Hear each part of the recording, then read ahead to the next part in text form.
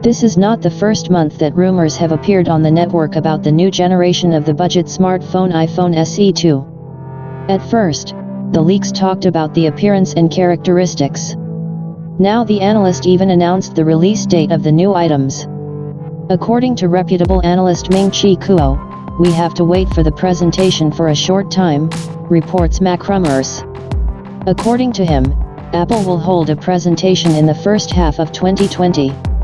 Then a new version of the iPad Pro tablet with a TOF sensor will be presented, as well as the long-awaited budget smartphone iPhone SE2. This step is quite logical, because the iPhone SE was released back in 2016. Now this is the only version of the budget from Apple.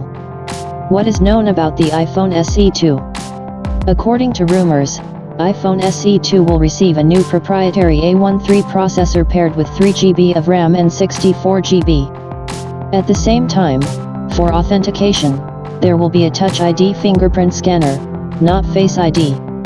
It will be placed on the classic home button, which Apple refused in new smartphones. With the release of the new product, the company plans to replace it in the iPhone 8 Plus in the Apple device line. How much will it cost?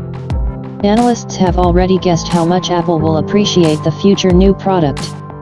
iPhone SE May 2nd cost around $400.